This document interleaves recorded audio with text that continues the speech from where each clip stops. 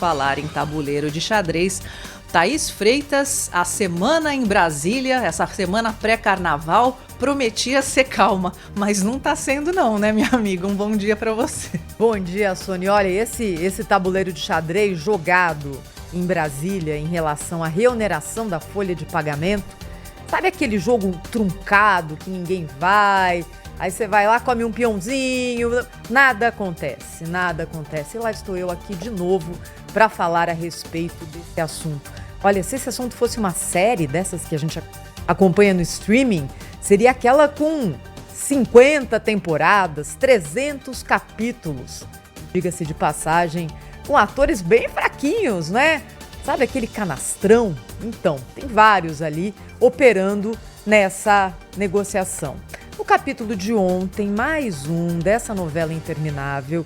E lembrando que até agora, o ano correndo já, ninguém sabe com certeza dizer o que vai ser pago de imposto sobre folha salarial dos maiores empregadores da economia brasileira. Olha a loucura pela qual a gente está passando. Nesse momento, não dá para dizer. Deputados e senadores garantem que a medida provisória que reonera a folha não passa do jeito que está, mas o fato é que hoje existe um limbo. No capítulo de ontem, o ministro da Fazenda, Fernando Haddad, se reuniu com os senadores. Com deputados não, como já nos contou o Cláudio Humberto, porque as coisas entre o Executivo e a Câmara não estão no seu melhor momento.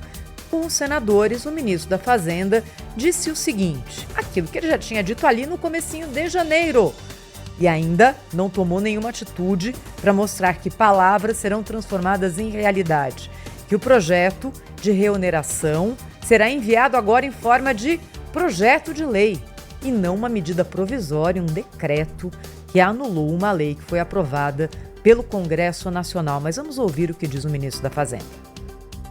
Estava o ministro Padilha, estávamos eu e ele aqui na reunião por parte do governo, estava o líder do governo no Congresso, que é o Randolfo Rodrigues, senador. Ouvimos, ele ouviu o Pacheco ontem, o próprio Lula.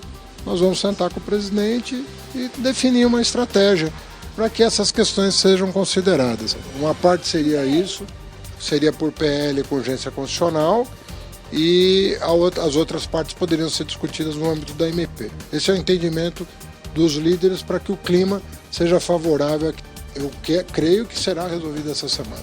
E creio que nós vamos aprovar essas medidas para dar conforto para o país prosperar com as contas mais equilibradas. E aí vem aquela história de sempre, mas isso tudo ainda precisa ter ali o carimbo final do presidente Lula, que várias vezes já se colocou publicamente contra a desoneração da folha de pagamentos. A reoneração prevista nessa MP, medida provisória 1202, que tem previsão de volta, entrar em vigor a partir de 1º de abril. E olha, se você que acompanha o jornal, gente, já tá cansado dessa história, eu também tô. E às vezes me pergunto o seguinte, será que não há um pouco ali de diversionismo do Poder Executivo com isso? Sabe aquela tática de jogar todas as fichas no assunto para que a gente esqueça dos outros? Porque vejam, o governo, no ano passado, fechou as suas contas com um déficit de 230 bilhões. 230 bi. Nesse ano, tem que entregar um 0 a 0. Como é que vai fazer isso? E aí só se fala de folha de pagamento, que é algo que impacta a vida de todos nós, pode gerar desemprego. As pessoas ficam preocupadas, as empresas ficam preocupadas. É um assunto tão doido da gente estar discutindo isso agora, que é claro que ele ocupa muito espaço. E aí a gente fica falando a respeito dele, porque existe um risco mesmo de que a folha de pagamento seja reonerada a partir de 1º de abril. E esquecemos de falar de todo o resto. Por quê? Porque vocês acham de verdade que é esse benefício limitado de desoneração parcial da folha de pagamentos da parcela do INSS de alguns empregadores no Brasil que é responsável pelo tamanho do buraco que a gente tem hoje nas contas? Cadê os números que o Ministério da Fazenda vive dizendo? Eu vou apresentar. Cadê? O quanto representa isso? É uma gotinha no oceano. E aí o governo colocou esse bode na sala, e é um bode que pode causar estrago, para a gente não falar mais de outra coisa. De redução de gastos, de reaplicação de recursos de uma forma muito mais razoável para a sociedade. O orçamento é de todos nós, brasileiros, não é do executivo, do legislativo. É o nosso dinheiro que tem que voltar para a gente de alguma forma.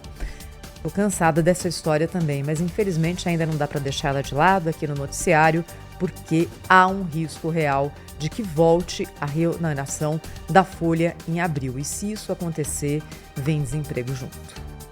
8h21 da